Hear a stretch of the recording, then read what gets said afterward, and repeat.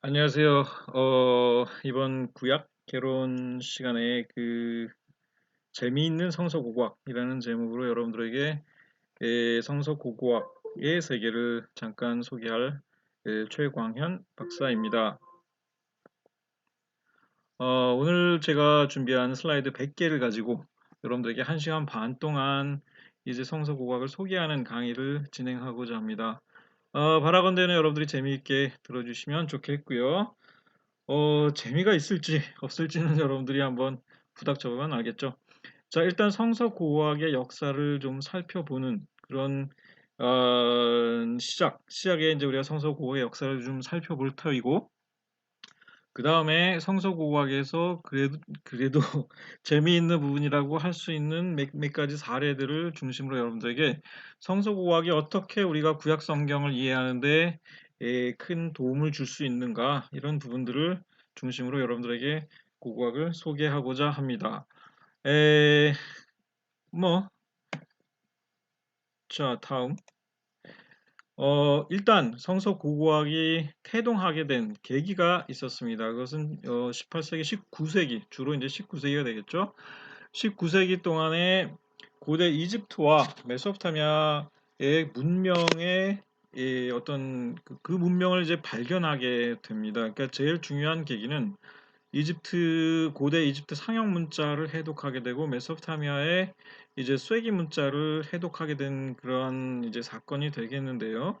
그래서 이제 고대 문자들을 해독하게 됨으로써 그 문명, 그 고대 이집트인들과 메소포타미아 문명의 고대인들이 이제 무슨 생각을 했고 또 어떤 삶을 살았고 그들의 문화가 어떠했는지, 역사가 어떠했는지 이런 것들을 이제 다 알게 된 것이죠. 여러분들이 아시다시피 19세기는 서구의 열강들이 어떤 제국주의적으로 이제 확장하고 다른 나라들을 많이 이제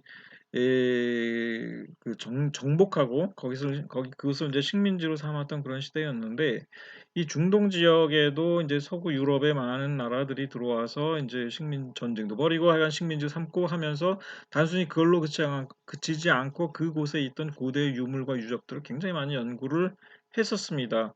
그러니까 제국주의적인 어떤 침략이나 이런 것들은 우리가 이제 잘못된 것으로 오늘날 다 볼 수 있는 것이지만, 또 한편 부수적인 효과로서 그 어떤 고대 문명에 대한 연구들이 이제 싹트게 된 거죠. 어쨌든 자, 그랬는데 이때의 이 고대 이집트나 메소포타미아, 그다음에 이제 이런 지역들이 사실은 성경의 그러니까 성서의 세계에 포함되는 중요한 곳들이었습니다. 그래서 여기서 발견된 많은 것들이 사실 뭐랄까요? 그러니까 성경을 이해하는 데 큰 도움을 주게 됐고, 그다음에 많은 사람들이 이것을 통해서 성경의 내용들을 다시 한번 생각하게 되는 그런 계기가 되었던 거죠. 자, 일단 넘어가 보겠습니다. 자, 이집트 상형 문자. 여러분들이 뭐 요즘에는 흔하게 접할 수 있는 이집트 상형 문자입니다.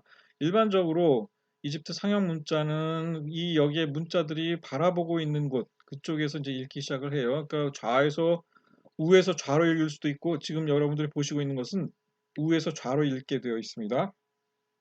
또 그러니까 좌에서 우로 읽을 수도 있고, 위에서 아래로 읽을 수도 있고, 이건 자유로워요. 자, 그런데 이걸 전혀 몰랐는데 이것을 해독하게 됩니다. 이제 그 과정을 여러분들이 잠깐 소개를 해드리겠는데, 여러분들이 혹시 이집트에 가보신 분 아시겠지만, 이집트 카이로에서 이제 한 1시간 남짓 자동차로 가면은 이제 대피라미드 지역이 나타나게 되는데, 여러분들이 보시는 것은 그 대피라미드를 지키고 있는 스핑크스입니다. 이 스핑크스를 보시면 여러분들이 머리는 사람이지만 몸은 사자 몸이에요. 사자의 몸입니다. 근데 이 스핑크스의 코가 없잖아요. 그러면 코가 왜 없어졌을까? 이거를 여러분들에게 잠깐 설명드리면, 스핑크스의 코가 사라진 이유는 프랑스의 나폴레옹 때문이다. 나폴레옹의 죄 때문이다. 이겁니다. 무슨 소리냐? 프랑스의 나폴레옹 보나파르트가 이집트 원정을 떠납니다. 언제? 1799년에 175명의 학자들을 데리고 이집트의 군사 원정을 나서게 됩니다. 그런데 이 나폴레옹 보나파르트는 로제타라는 지명에서, 그러니까 이집트의 많은 지명들이 헬레니즘 시대를 거치면서 그 지명들이 전부 그리스어로 바뀌었어요. 그러니까는 뭐 히에라콘 폴리스며 뭐 이제 여기 로제타도 마찬가지 이런 식으로 이제 그리스 지명 다 이제 이집트들이 헬레니즘 시대를 겪으면서 지명이 바뀌었는데 로제타라는 그곳에 이르렀을 때 거기서 석비 하나를 발견하게 됩니다. 그 석비가 어떻게 생긴 것이었냐면 바로 이렇게 생겼습니다. 그래서 이 석비의 이름을 로제타 스톤이라고 불렀죠. 로제타 스톤은 굉장히 오늘날 굉장히 중요한 이집트에서 발견된 가장 중요한 그 유물 가운데 하나이고요. 이게 왜 중요한가? 여러분들이 사진에서 보시다시피 이 석비 물론 다 깨져 나갔지만 위, 중간, 아래 이 세 부분으로 되어 있는 것을 볼 수 있죠. 맨 위는 이집트 상용 문자로 되어 있고 그 다음에 두 번째 두 번째 중간 부분에는 이집트 대중 문자로 디모틱이라 불리는 대중 문자로 이제 적혀 있고 그 다음에 세 번째 맨 하단은 고대 그리스어로 기록이 되어 있었어요. 이 로제스타톤이 왜 중요한가?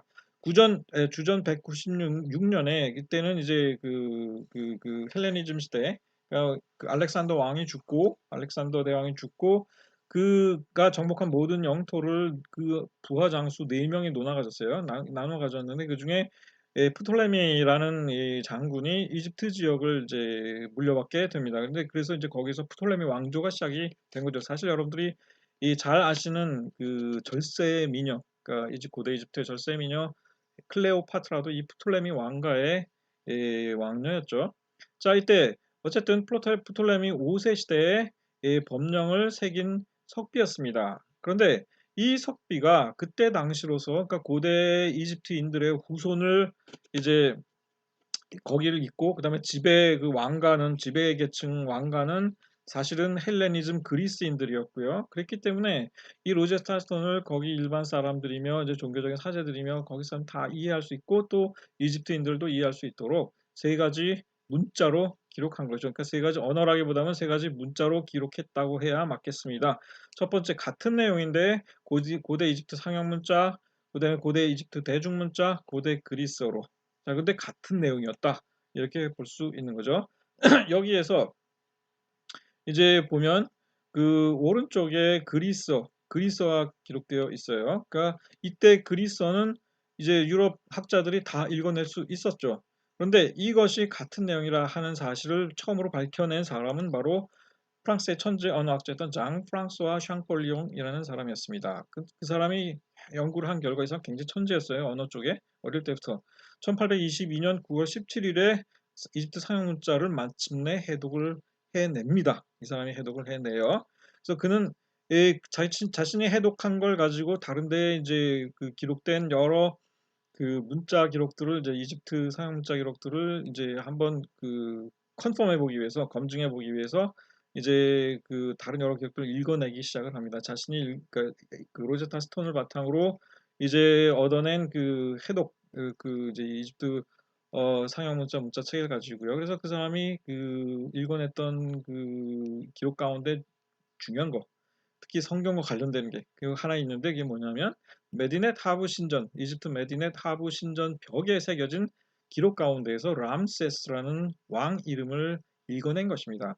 이 람세스라는 왕 이름은 성경의 람셋이라고 이제 그러니까 알려져 있는 그런 왕의 이름이었죠. 여기 지금 여러분들 보시는 그 사진이 그 이집트 이제 약간 그 이집트는 이제 상부 이집트와 하부 이집트가 나뉘는데 하부 이집트는 이제 지중해 쪽 나일강 삼각주 쪽을 하부 이집트라 부르고 상류로 올라갈수록 나일강을 타고 이제 쭉 올라가게끔 돼 있어요.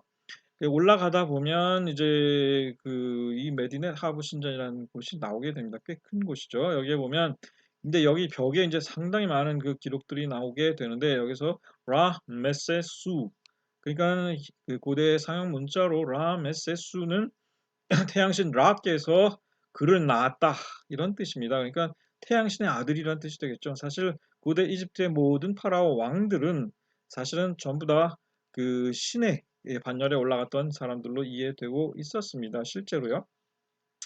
자, 그렇게 되어 있고 어쨌든 람세스는 그 뉴 킹덤 다시 말해서 이집트 신왕국의 19왕조의 왕이었었습니다. 이때 당시에 그다음 메디나 하부 신전 람세스 3세가 지은 3세 기록이에요. 자, 샹폴리옹은 같은 신전, 이 메디네 하부 신전에서 람세스 3세의 기록, 여기를 이제 보게 되었는데, 여기에서 처음으로 람세스라는 이름뿐 아니라 성경에 등장하는 민족 가운데 굉장히 중요한 민족이었던 블레셋이라는 이름을 확인하게 돼요. 여기에 이집트 상무자 기록으로 펠레쉐투라는 이제 블레가 그 이집트식으로 발음하면 펠레쉐투입니다. 그러니까 이 블레셋이라는 민족 명칭을 처음으로 확인하게 됩니다. 거기 기록되어 있었다 이거죠. 블레셋 그럼 도대체 블레셋 사람들 이집트에서 뭘 했나? 이제 이런 질문이 당연히 떠오르겠죠. 자, 어쨌든 그가 처음으로 메디는 하부 신전에서 람세스 3세 기록하고 블레셋이라는 이름을 읽어낸 이후에 나머지 모든 기록들을 1856년에 엠마누엘 드 루지라는 사람이 이제 모두 판독해 냅니다. 이를 통해서 람세스 3세 통치 8년에 이제 무슨 일이 있었는지를 알아내게 됐는데 그게 무슨 일이었었느냐? 해양 민족들이라고 불리었던 뭔가 미스테리한 그러니까 신비에 쌓인 어떤 그 해양의 부족들이 연합해서 이집트를 공격한 적이 있었어요. 그런데 이 해양 민족들 가운데 그러니까 이 해양 민족이라는 명칭은 사실 이 이집트 사관들이 그들을 그렇게 불렀기 때문에 그래요. 나하세투 앤 파임 이걸 해석하면 바다에서 온 오랑캐들 이런 뜻이 되겠습니다. 여러분들이 보시면 여기에 그 이집트 상형 문자 여기에 그 나하세투 여기에 그 매산자 모양 한자에 매산자 모양의 이제 이 그 문자 하나 있는데 이게 사실 오랑캐 표시예요. 그러니까 고대 이집트인들은 자기네 나라 외에 다른 밖에 사는 모든 민족들은 전부 오랑캐 야만족들이라고 생각을 했죠. 근데 이것들은 이 오랑캐들은 바다에서 온 오랑캐들이다. 이제 이렇게 생각을 했고 이름을 그렇게 붙였던 겁니다. 그러니까 그 바다에서 온 이방 민족들이란 뜻이 되겠습니다. 자, 여러분들이 지금 보시고 있는 것이 람세 3세의 미라, 주전 12세기에 살았던 그러니까 그때 이집트를 통치했던 람세 2세의 아들이에요. 이 사람이. 람세 2세의 아들은 메르넵하고 그 사람의 아들이 이제 람세 3세가 되겠죠. 람세 3세의 미라도 지금 오늘날 이집트에 잘 보관되어 있습니다. 잘 생겼습니다. 그렇죠? 자, 이 기록에 언급된 해양 민족들, 즉 해양 오랑캐 명단 여기에 기록에 다 되어 있었더라 이거죠. 첫 번째 블레셋, 두 번째 테커, 세 번째 쉐켈레시, 네 번째 데니언, 다섯 번째 웨쉐시. 상당히 그 유럽적인 냄새가 풀풀 풍기는 그런 이름들 같은데 실제로 이 사람들 그 그리스 본토에서 사이프러스를 거쳐서 이제 이쪽으로 이주해 오려고 그때 당시에 왜 무슨 일 때문에 그랬는지 모르지만 그 그리스 본토 쪽에 큰 어떤 그 많은 문명들이 그러니까 멸망하고 무너지고 막 그랬어요. 그 많은 학자들은 이들이 이제 해양 민족이 되어가지고 이집트를 공격해서 거기에 이주하려고 애시당초 이주를 목적으로 자기 가족들을 다 데리고 왔던 사람들입니다. 이들이 왜 그랬을까? 왜 자기 고향을 떠났을까? 거기서 자기 고향이 다 망했거든요. 그거는 아마도 이제 어떤 많은 학자들이 그 호머의 일리어드에 등장하는 어떤 그 전쟁, 트로이 전쟁과 관련 짓기도 합니다. 자, 어쨌든 이 오랑캐 명단이 있었습니다. 여기에 제일 먼저 이 이제 블레셋이 이 언급이 되는데 사실 이 부족들 가운데 블레셋이 사실은 제일 대표적인 그런 민족이었을 가능성이 굉장히 높죠. 왜냐하면 성경에서는 다른 민족들보다 블레셋으로 이 모든 사람들을 통칭해 버렸으니까요. 자, 여기에 그림들을 보십니다. 메디넷 하브의 기록들의 모습이고 여기에 좀 더 자세히 기록뿐 아니라 이런 부조 렐리프스라고 하죠. 렐리프로 이제 이 전투 장면 이때 당시에 이 해양 오랑캐 해양 민족들이 쳐들어와 가지고 그 이집트를 공격할 때 이 이집트 람세 3세가 어떻게 이들을 물리쳤나 이거를 이제 이 자신의 어떤 업적을 과장하기 위해서 이 메딘 하부 신전에다가 이런 걸 다 묘사해 놨어요. 여기에 이 투구의 그 황소 모양으로 뿔 두 개 달린 거 이거는 쉐르덴 부족입니다. 쉐르덴 부족이고 그 다음에 여기서 쉐르덴 부족 또 있죠. 그 이 투구에 양뿔 달린 거 이것들 람셋 2세 시대는 이 사람들이 사실은 그 이집트 용병 노릇들도 했었어요. 그러니까 이집트 쪽에 경험이 있는 사람들이었습니다. 쉐르덴 같은 경우에는 그 다음에 바로 이 사람들이 블레셋 사람이었다 이겁니다. 블레셋 사람들은 특별하게도 자신들의 투구가 이 깃털 모양의 투구를 쓰고 있었습니다. 그래서 사실은 되게 알아보기 쉬워요. 이 사람들은 이 사람들이 바로 블레셋 사람들입니다. 자, 여기 더 있습니다. 그렇죠. 그러니까 이런 투구 모양 여러분들이 잘 알아두시면 좋겠고, 그다음에 이들이 이 다 포로로 잡혀가지고 이제 이집트에 압송당하는 이런 모습까지 다 묘사를 해 놨습니다. 여기 마찬가지 해양 민족들이 이집트를 이제 침공해가지고 거기에 자신들의 어떤 그 주거지를 얻으려고 했는데 실패했어요. 실패하고 결국은 이들이 이제 그 팔레스타인 지금의 이제 이스라엘로 이제 쫓겨나게 되는 겁니다. 기술적으로는 이집트가 그들을 거기에 자신들의 어떤 변경 수비대에 이제 배치를 했다 이런 기록들이 나오는데 어쨌든 이 이유 때문에 블레셋 사람들이 이제 그 오늘날의 가나안 땅으로 이제 올라가게 된 거고 이집트 침공에 실패해서 거기서 누구와 만나서 싸우게 됩니까? 결국은 이스라엘 백성하고 싸움을 벌이게 되는 거죠. 해전의 모습이고요. 바다로 그러니까 나일강 하구를 타고 공격해 들어왔고 바다로부터 그다음에 이들이 바다로부터 들어온 것만이 아니에요. 여기에 보면 이제 해전의 모습이 묘사되어 있습니다. 여러분들 보시기에 지금 이 배를 타고 있는 사람들이 이제 이집트 군인들이고 거기다 물에 빠져서 죽어가는 이 블레셋 사람들 불쌍한 이 오랭캐 블레셋 사람도 있고요. 여기 이제 계속 이런 묘사들이 있습니다. 그 다음에 이 블레셋 사람들이 바다로만 공격해 온 게 아니라 육상으로도 공격해 왔습니다. 육상으로 공격했으면 어디로부터 왔을까? 결국은 가나안 해안 지역에서부터 거기에 상륙한 다음에 거기에서 이집트로 내려왔을 것이다 라고 보는 것이 가장 합리적인 오늘날의 해석입니다. 그래서 보면 여기에 단순히 블레셋 사람들이 혹은 해양족들이 자신 군인들만 온 게 아니라 이 소달구지가 끌고 있는 이 수레에 자기의 가족들을 다 싣고 왔더라. 이런 얘기가 되겠습니다. 그래서 결국은 주전 12세기에 이집트에서 대패하고 이 사람들이 가나안 땅으로 올라오게 되면서 이른바 가나안 지역의 펜타폴리스 5개의 블레셋 도시를 건설하게 되고 거기를 차지해서 그들이 이제 살게 되죠. 가나안 그 5도시라 한다면 가자, 가드, 아스글론, 아스돗, 에그론 이렇게 되겠습니다. 이거는 여러분들이 좀 이제 신학생이 됐으니까 이 정도는 암기해 두는 것도 나쁘지 않겠죠. 가자, 가드, 에그론, 그다음에 아슈켈론, 아스돗 이렇습니다. 자, 이제 우리가 블레셋에 관해 이야기했다면 성경 밖에서 이스라엘이라는 이름이 언급이 된 적이 있을까? 이런 질문을 한번 던져볼 수 있겠죠. 성경에 나오는 블레셋 이라는 어떤 민족이 고대 이집트 기록에서 발견됐다면 비슷한 시대에 그러니까 이스라엘 백성들이 가나안 땅으로 들어온 시대를 대체로 한 주전 13세기로 보는 게 일반적인 학자들의 생각인데 비슷한 시기에 그러니까 블레셋보다 조금 빨리 가나안 땅에 들어온 이스라엘 백성은 그럼 이집트 기록에서 언급이 된 적이 있을까? 네, 있습니다. 당연히 있죠. 성경 밖에서 언급된 이스라엘이라는 이름으로서 그런데 가장 오래된 언급이 바로 이집트 기록에 나옵니다. 그것은 람세스 2세의 아들이었던 메르엔프타라는 이제 그 왕이죠. 메르엔프타 이거는 프타 신의 사랑을 받은 자 뭐 그런 뜻이 되겠습니다. 프타 신의 사랑을 받은 자죠. 메리 사랑하다라는 뜻이고요. 엔 전치사 그다음에 프타 신 이름입니다. 전쟁 신 프타예요. 아니야 프타 그런가? 하여간 자, 이렇게 그런데 이 메르엔프타가 세운 주전 13세기의 석비에서 그러니까 사실 람세스 2세가 만약에 주전 13세기에 출애굽이 일어났다면 바로 이 람세스 2세의 시대에 출애굽이 발생한 것이고요. 그다음에 이제 그의 계승자였던 메르엔프타가 나중에 이제 가나안 땅에 그 정복 전쟁을 나갔는데 거기에서 자기가 이스라엘을 완전히 멸절시켰다 뭐 이런 주장을 합니다. 물론 여러분들 이걸 액면 그대로 받아들이면 안 되겠죠. 왜냐? 고대 이집트의 파라오들은 거짓말을 굉장히 많이 했습니다.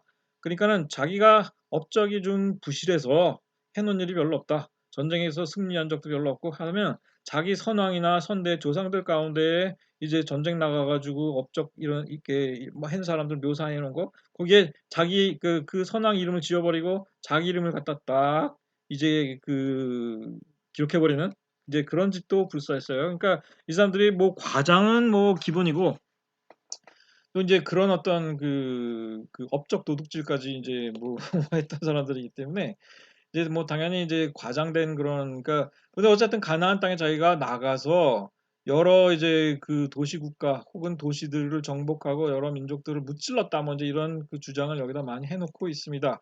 그런데 바로 이 석비에 이스리아르 혹은 이스리알 뭐 이제 이런 식으로 이스라엘을 발음했어요. 학자들은 여기에 대해서 이 이스라엘이 이 이스리알 이집트 기록의 이스리알이 이스라엘이다라는 것은 거의 뭐 다 일치하는 부분들입니다. 이집트어에서도 우리나라 말처럼 R과 L의 구별이 없었습니다. 그래서 이것은 이스리알이 될 수도 있고 이스리아르 이렇게 발음할 수도 있는데 이 모음자는 사실 정확하게 우리가 다 완전히 읽어내지는 못해요. 그러니까는 모음이 이제 고대 이집트에서도 모음 역할을 하는 문자들이 있긴 있지만 그 모음 체계가 완벽하진 않습니다. 그래서 이제 이렇게 쓸 수밖에 없어요. 근데 이게 뭐 이스라엘이라는 것은 거의 그 의심의 여지가 없는 것이고 여기에 보면 특히 이 가나안 땅 쪽에서 보통 이제 저 아래쪽에서는 북아프리카 쪽에 리비아인들 체헤누라고 불렀던 리비아인들을 무찔렀고 그다음에 이스리알과 아스글론 그 외에 이제 몇몇 그 도시들을 자기가 정복했고 특히 이스라엘은 완전히 그 씨가 마르도록 자기가 이제 그 멸절시켰다 뭐 이렇게 주장을 합니다. 그러나 뭐 그거는 과장이고 어쨌든 이 메르넵타 석비에서 이스라엘이라는 이름이 제일 먼저 이제 처음으로 이제 언급이 된다 이겁니다. 그런데 재미있는 것은 특히 이 다른 이곳에는 여기에 그 보면은 그 이제 이 오랑캐 표시가 있어요. 이게 땅 표시예요. 이게 그 네산자 모양 아니면 이 왕관 모양의 표시 맨 끝자락에 여러분들 보이시는지 모르겠는데 근데 이거는 어떤 지리적인 바운더리를 나타내 주는 그런 표시이기도 합니다. 그런데 이스라엘에는 이게 없어요. 그러니까 이 표시가 없습니다. 이 말은 뭐냐면 이렇게 해석될 수도 있는 부분입니다. 이스라엘은 아직까지 이때까지도 어떤 정해진 어떤 그 땅, 그 바운더리 경계가 없었다. 이제 그래서 하나의 어떤 민족으로서만 그러니까 표기를 해 놓았다. 이제 이렇게 해석될 수도 있는 부분이기도 합니다. 자, 그렇고 자, 그다음에 이제 넘어가서 성경의 또 다른 주변 문명으로서 메소포타미아 쪽을 한번 찾아보겠습니다. 지금까지 우리가 고대 이집트 문명의 그 어떤 연구의 초기 단계에서 성서와 관련된 부분들을 우리가 쭉 훑어보았습니다. 이런 것들이 성경에 대한 관심을 굉장히 많이 유발하기 시작했고 사실상 자 이런 걸 보면서 이제 우리가 그렇다면은 팔레스타인도 한번 발굴해 볼 필요가 있지 않은가 이렇게 생각하게 된 거죠. 이 이후로 그 고대 이집트와 이제 메소포타미아에서 굉장히 많은 고고학적인 발굴들이 이제 일어나기 시작했고요. 그 발굴을 하면서 많은 것들이 발견됐는데 그렇게 하면서 그렇다면은 이제 고대 가나안 땅 혹은 이스라엘 땅인 팔레스타인을 우리가 발굴하면 뭐가 나오겠는가? 이제 이런 그 호기심이 생긴 거죠. 그래서 많은 유럽인들과 이제 미국인들이 가서 이제 발굴을 하게 되는데 자 어쨌든 주변 다른 문명으로서 우리가 메소포타미아 쪽으로 한번 가 보겠습니다. 첫 번째, 고대 메소포타미아는 아카드 쐐기 문자 체계를 사용했습니다. 쐐기 문자라 하는 것은 뾰족한 조각칼 같은 걸로 톱판, 진흙 톱판에 이제 새겨가지고 삐죽삐죽한 거예요. 쐐기 같은 거죠. 그걸로다가 이제 글자를 만들어서 쓴 것인데 여러분들 보시기에 지금 여기에 보면 전형적인 톱판입니다. 그래서 그 진흙으로 이런 판을 만들고 오늘날 태블릿이라고 하잖아요. 그 여러분들 태블릿 PC 뭐 이런 거 많이 쓰죠? 그 뭐 아이패드니 뭐 이제 뭐 뭔가요? 그 저 삼성에서 나오는 거? 뭐 그런 거 이제 그것도 다 태블릿인데 이것도 보통 영어로 태블릿이라고 불러요. 그러니까 클레이 태블릿이라고 부르죠.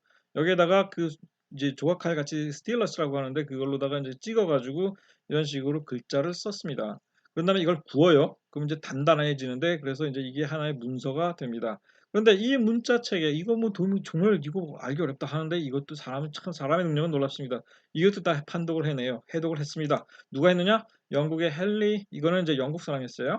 영국의 헨리 롤링슨이라는 사람입니다. 서 헨리 롤링슨. 1835년에 이 사람이 이란의 테헤란으로부터 이라크로 가는 중에 지나치게 되는 한 지역이 있었는데 고대 페르시아 지역에 베히스턴이라는 그 암벽이 있습니다. 베히스턴이라는 암벽이 있는데 거기에 이제 구페르시아어 그러니까 쐐기 문자로 기록된 부조를 발견합니다. 그러니까 이 쐐기 문자가 그 메소포타미아의 많은 어떤 문명과 부족들이 다 사용했어요. 이건 마치 한자어를 이제 고대 중국 뭐 중국 한족도 사용하고 청나라도 사용하고 그다음에 뭐 만주족 뭐 그다음에 뭐 여진족도 사용하고 그다음에 우리나라 그 뭐 조선도 사용하고 고려도 사용하고 신라도 사용하고 뭐 뭐 그다음에 일본까지 한자 문화권이잖아요. 그러니까 이런 것처럼 이 메소포타미아 지역에서도 많은 민족들이 전부 이 쐐기 문자를 사용했는데 시대별로 그다음에 지역별로 조금씩 달랐습니다. 물론. 그래서 언어가 다른데 문자는 동일한 문자를 쓴 거예요. 그러다 보니까 언어는 좀 달라도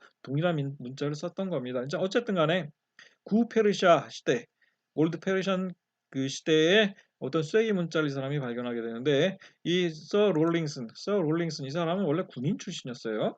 그러니까는 그 위험한 모험 같은 건 잘 했습니다. 그래서 목숨을 걸고 이제 이 베이스턴 여기에요.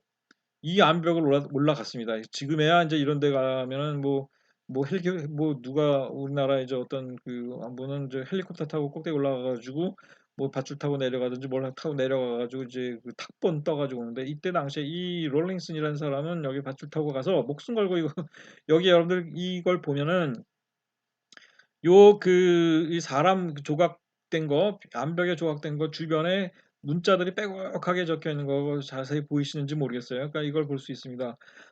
이걸 보실 수 있고요. 그다음에 이 사람이 이제 여기에서 처음으로 이 쐐기 문자 체계를 이제 판독을 해냅니다. 열심히 연구를 해가지고 판독을 해냅니다. 그리고 나서 자신의 판독한 그 문법 체계, 자기가 이제 쐐기 문자의 문법 체계를 어느 정도 알아냈으니까 이제 그걸 가지고 여기저기 가서 한번 써먹어 봐야잖아요. 그러니까는 이 기록 저 기록 이제 쫓아다니면서 이 사람이 읽어내기 시작을 하는데 이 사람이 읽어낸 기록 가운데 가장 재밌는 게 뭐냐면은 바로 요거죠. 그러니까 이거는 살만에서 3세의 블랙 오벨리스크라고 부르는 어떤 하나의 어떤 모뉴멘트 그러니까 기념비 같은 겁니다. 자신의 업적을 이제 여기다가 쫙 이게 기록해 놓고 그러니까 이 조각으로 이렇게 새겨 놓고 뭐 이런 거예요. 근데 여기에 누가 언급됐느냐? 주전 8세기 주전 8세기에 예후 왕조를 열었던 예후 왕, 북이스라엘 왕국의 예후 왕의 예후라는 이름이 이 언급이 되어 있다 이겁니다. 그런데 여기서 웃기게 이 예후가 오므리의 아들이라고 여기에 적혀 있단 말이죠. 사실 오므리의 아들은 아합 왕이죠. 근데 아합 왕과 그 자손들 전부 다 죽이고 이제 반역 일으켜 가지고 왕이 된 게 예후였고요. 근데 야후 son of humri 이렇게 되어 있습니다. 이렇게 발음이 좀 다르죠. 근데 이거는 모음책의 어떤 차이 때문에 그런 건데 어쨌든 여기 오므리의 아들 예후라는 그런 기록이 나오는데 이거 뭐냐? 거기다 친절하게도 조각까지 포함시켜 놨어요. 그 살만에서 3세에게 경배하는 예후 왕, 그러니까 조공을 바친 겁니다. 그러니까 자기가 이제 그러니까 반역을 일으켜서 그 아합 왕조, 그 오므리 아합 왕조를 없애버리고 그 다음에 왕이 된 다음에 살만에들 3세한테 나 왕 됐습니다.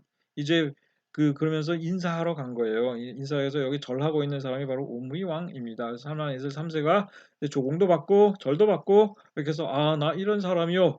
이제 알아서 기어라 하면서 이제 이거를 여기에다가 새겨 놓았다 이거죠. 자, 그다음에 또 한 가지 흥미로운 발견된 것은 이 쐐기 문자 체계가 이제 해독이 되면서 수많은 아까 제가 처음에 보여드렸던 토판 문서들의 내용들을 읽어내기 시작했어요. 토판 문서의 내용들을. 자, 그런데 영국의 고고학자였던 서 어스틴 헨리 라야드라는 사람이 19세기에 이제 고대 아시리아 제국의 수도였던 여러 수도들이 있습니다. nimrod도 있고 칼라도 있고 니느웨도 있고 이제 그런데 이 사람이 니느웨에서 이제 발굴하는 과정에 이제 발견된 수많은 토판들을 이제 그때 당시에는 뭐 거기 나라가 없었으니까 발견된 것들 전부 대형 박물관으로 다 보냈어요. 그러니까 이제 대형 박물관에 그래서 이제 이 고대 중동 지역에서 메소포타미아나 이제 뭐 이집트 이런 데에서 발굴된 수많은 유물들이 사실 거기 대형 박물관에 많이 들어가 있잖아요. 근데 아까 나폴레옹이 이제 발견했던 로제타 스톤 같은 경우에는 사실 그것도 대형 박물관에 들어가 있어요. 왜 그러면 프랑스 나폴레옹이 이 발견한 게 왜 거기 들어가 있느냐? 이집트에서 이 영국군이랑 프랑스군이 전투를 벌였거든요. 서로 내 거다 하면서. 근데 그때 당시에 프랑스군이 영국군에 졌어요. 한 전투에서. 그래가지고 영국군이 그걸 뺏어갔어요. 그런데 다행히 이제 로제타 스톤의 탁본 이거를 프랑스 그때 나폴레옹이랑 같이 이제 갔던 연구자 학자들이 그걸 탁본을 떠났었던 겁니다. 그러니까 로제타 스톤 자체는 영국군한테 뺏겼고 그래서 오늘날 여러분들이 로제타 스톤을 보려면 루브르 박물관에 가면 안 돼요. 대형 박물관을 가야 합니다. 자, 그런데 어쨌든 이 토판이 여기에서 이제 메소포타미아 지역 특히 왕궁터에서 이제 발견된 수많은 이 클레이 태블릿 토판들이 이제 발굴되니까 이걸 전부 대형 박물관에 보냈습니다. 그런데 이 대형 박물관의 직원 가운데 이제 굉장히 유능한 직원이 하나 있었는데 그 사람이 누구냐면 조지 스미스라는 사람이었습니다. 이 사람이 이제 그 앞서 말씀드린 그 서 헨리 롤링슨이 이제 쐐기 문자 문법 체계를 이제 어느 정도 그 해독해내고 그다음에 이 사람이 그걸 배웠어요. 근데 쐐기 문자에 상당히 해박한 지식을 가지고 있었습니다. 그래서 그 사람이 이제 그 라야드가 발굴해 가지고 그 런던 그 이제 영국으로 보내오는 그 수많은 그 토파 문서들을 이제 정리를 하는 과정에서 그러니까 좀 읽었는데 이 내용이 놀랍게도 그러니까 대홍수와에 관련된 내용이더라 이겁니다. 대홍수에 관련된. 근데 더 놀라운 것은 이 대홍수에 관련된 고대 메소포타미아의 그 대홍수 토판의 내용 가운데 우리가 알고 있는 그 성경 구약 성경 창세기 6장 8장 나오는 노아의 홍수 이야기랑 유사한 부분들이 꽤 많이 발견되더라 이거였죠. 그래서 그러니까 이 사람이 그거를 잘 읽어보기 시작을 합니다. 그랬더니 사실 이 대홍수 이야기는 나중에 이제 밝혀진 사실이지만 옛날 아주 고대 뭐 2000년기 막 수메르 시대부터 나중에 이제 그 주전 그 뭐 7세기 8세기 뭐 이런 때 아스리아 바빌로니아 시대까지 이 대홍수 이야기가 계속 전해집니다. 그러니까 수메르 시대부터 알려졌던 그 메소포타미아의 대홍수 이야기가 시대를 거치면서 계속 이제 그러니까 뭐랄까요? 카피해 하게 돼요. 그래서 이제 그 이야기가 계속 전해져 이제 필사돼 가지고 내려온 건데 이 중에 가장 그 보존 상태가 좋고 완벽한 게 창세기 6장 8절 6장과 8에서 8절까지 나오는 농사 홍수랑 굉장히 유사한 아스리아판이에요. 구바빌로니아 시대의 도시 우르크를 세운 왕 길가메시의 모험담을 그린 서사시의 일부로 사실은 이 대홍수 이야기가 나오는데 이 구바빌로니아 시대까지 이제 그러니까 나중에 그 신바빌로니아 시대까지 계속 이게 복사가 된 거예요. 바빌로니아 시대까지. 그래서 이제 한 그 꽤 후대에 이제 그 어떤 기록이 되는 건데 한 7세기, 8세기 뭐 이렇게 되는 거예요. 그런데 원래 이제 오리지널 버전에서 계속 전해져 내려오다 보니까는 사람 이름도 조금씩 바뀌고 뭐 그렇게 그런 일들을 겪게 됩니다. 원래 그 여기에 이제 이거는 그 이 길가메시 모험담의 그 뭐야 이제 그 나오는 이 대홍수 이야기에서 그러니까 어떤 얘기가 나오냐 그러면 주전 18세기 아카드 시대에 존재했던 슈르파크의 왕자 아트라하시스라는 사람의 이야기입니다. 사실은 그러니까 길가메시가 이 사람을 만나게 되고 어떻게 만났냐? 그러니까 이제 나중에 그 아트라하시스가 우투나 피슈팀으로 이름이 바뀌기도 하고 뭐 이런 일들이 많이 벌어집니다. 그런데 다 거두절미하고 이제 본질만 얘기하면 그러니까 길가메시는 우룩이라는 큰 도시 국가의 왕이었습니다. 근데 그러면 왕이면서 동시에 아주 힘이 장사고, 그러니까 그리스의 무슨 뭐 마치 헤라클레스 같은 어떤 영웅이었어요. 근데 이 사람이 이제 늘 몸이 근질근질 해가지고 뭐 별짓 다 하고 다니는데 거기에 야인, 그러니까 숲에서 사는 어떤 거의 뭐 이제 괴물 같은 그런 어떤 강력한 어떤 라이벌이 될 만한 어떤 그런 엔키두라는 어떤 반괴물 반 사람이 살고 있었는데 이 엔키두랑 한번 싸움을 벌여요. 도전을 합니다. 그래서 막 싸우고 나서 이제 이 두 사람이 한번 원래 그랬잖아요. 한바탕 싸움을 벌이고 나면 굉장히 친한 친구가 된다. 뭐 이런 그런 케이스예요. 라이벌이면서 동시에 이제 굉장히 절친이 됩니다. 이 엔키두라는 어떤 반괴물 반 사람하고 이 길가메시가. 그런데 엔키두가 이제 신들의 어떤 그 게임에 걸려가지고 죽임을 당해요. 불행하게도. 그러니까 자신의 절친 엔키두가 죽는 것을 보고 사실 일 길가메시는 지금까지 자기가 누리고 뭐 권력, 뭐 온갖 다 누리고 살았는데 엔키두가 죽는 것을 보니까 굉장히 큰 충격을 받습니다. 왜 우리는 죽어야 하는가? 이제 이런 근본적인 질문을 던지게 되죠. 그래서 영원한 생명을 얻고 싶어 합니다. 근데 영원한 생명을 얻은 사람이 있었다. 근데 그 사람이 누구냐? 신의 반열에 올랐던 지혜자 우투나피슈팀이더라. 그러면 그 사람은 도대체 어떻게 옛날 그 슈르파크라는 곳의 왕자였던 우투나 피슈팀이 오늘날 신의 반열에 올라서 영원한 생명을 얻었다. 이제 이런 얘기가 나옵니다. 그러니까 이제 이 우투나 피슈팀을 만나러 이 사람이 온갖 모험과 고초와 좌절 모든 걸 다 이제 겪으면서 그 사람을 만나러 가게 되죠. 그래서 자신이 겪었던 대홍수 이야기를 듣게 됩니다. 자, 그래서 이 길가메시가 만난 우투나 피슈팀이 들려준 이야기. 자기는 슈루파크의 왕자였다 이거예요. 근데 어느 날 그 신들이 사람들이 만들어내는 소음이 시끄러워서 인간들을 멸하려고 한다는 사실을 또 다른 신이었던 이아라는 신으로부터 전해 듣고 그 이아가 어떻게 하면 인류를 구해줄 수 있을까? 이제 그렇게 해서 큰 배를 만들어라. 그래서 사람들을 거기에 배에 실어가지고 살려라. 이제 뭐 이런 이야기를 비밀리에 명령을 받고 그걸 다 그대로 행해요. 그 과정을 이제 서술하는 과정에서 노아의 홍수 이야기랑 유사한 대목들이 나타난다 이겁니다. 예를 들어서 뭐 새를 날려보내고 이제 새가 홍수가 나가지고 그 이제 방주 같은 데 탔는데 새를 날려보냈는데 새가 돌아오고 뭐 나중에 이파리 물고 들어오고 뭐 이런 과정들이죠. 이런 것들이 여기에서도 나오더라 이겁니다. 이제 그래서 이런 것들 보면서 아 메소포타미아 문명에 대한 어떤 굉장히 호기심과 더불어 성경에 대한 호기심이 이제 굉장히 크게 일어난 것이죠. 그래서 이집트와 메소포타미아에서의 이와 같은 발견들이 성서의 땅 팔레스타인에서의 직접적인 발굴과 연구에 대한 관심을 불러일으켰으며 그 결과 성서 고고학의 태동을 야기하게 되었다 이겁니다. 자, 그래서 이제 우리는 성서 고고학이란 도대체 무엇을 하는 학문 분야일까? 이 부분을 간단하진 않을 것 같은데 어쨌든 소개하고 넘어가겠습니다. 자, 일단 여기까지 하고 잠깐 쉴까요?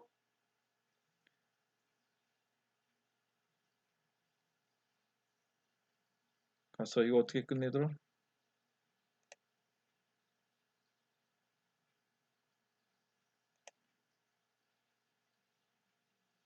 그렇지.